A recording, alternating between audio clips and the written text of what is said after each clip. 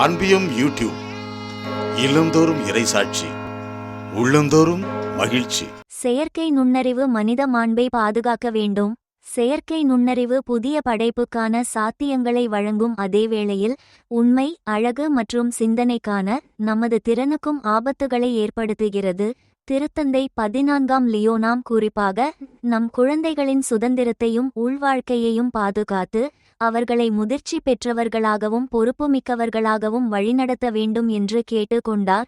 திருத்தந்தை 14ஆம் Leo December 5 வெள்ளிக்கிழமையன்று செயற்கை நுண்ணறிவு மற்றும் நமது பொதுவான இல்லமாகிய இப்புவியின் பராமரிப்பு என்ற தலைப்பில் இடம்பெறும் மாநாடு ஒன்றின் பங்கேற்பாளர்களை திருப்பீடத்தில் சந்தித்தபோது இவ்வாறு கூறினார்.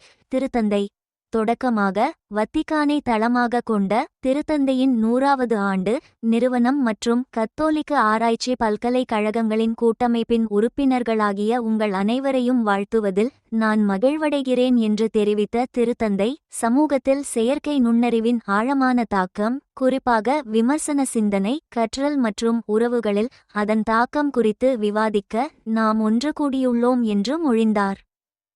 செயற்கை நுண்ணறிவு ஒரு சிலருக்கு மட்டுமல்ல, பொது நன்மைக்கும் சேவை செய்வதை எவ்வாறு உறுதி செய்வது என்ற கேள்வி எழுப்பி செயற்கை நுண்ணறிவு ஏற்கனவே உலகளவில் இலட்சக்கணக்கான மக்களை பாதித்து வருவதால் இது ஒரு முக்கிய கவலையாகும் என்று கூறிய திருத்தந்தை, இந்த தொழில்நுட்ப உலகில் மனிதராக இருப்பதன் அர்த்தம் என்ன என்ற ஒரு கேள்வியை நாம் எழுப்பிச் சிந்திக்க வேண்டும் என்று கேட்டுக்கொண்டார்.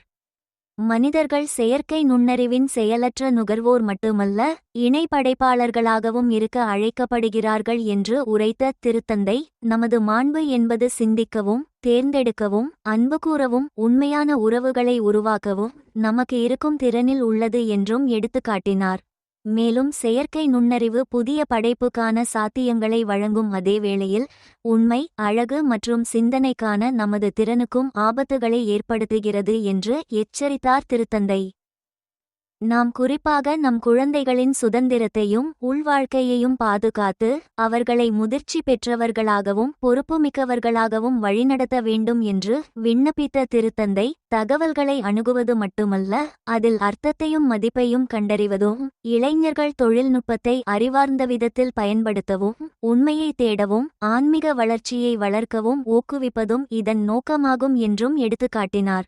பொது நலனுக்கான எதிர்காலத்தை உருவாக்க செயற்கை நுண்ணறிவின் வளர்ச்சியை கொண்டு செல்லும் மனிதகுலத்தின் திறனில் நாம் நம்பிக்கையை மீட்டெடுக்க வேண்டும் என்று கூறிய திருத்தந்தை, இதற்கு அரசியல், நிறுவனங்கள், வணிகம், கல்வி மற்றும் மத சமூகங்கள் முழுவதும் ஒத்துழைப்பு தேவைப்படுகிறது என்றும், தனிப்பட்ட இலாபத்தை விட கூட்டு நன்மையில் கவனம் செலுத்த வேண்டும் என்றும் உரைத்தார்.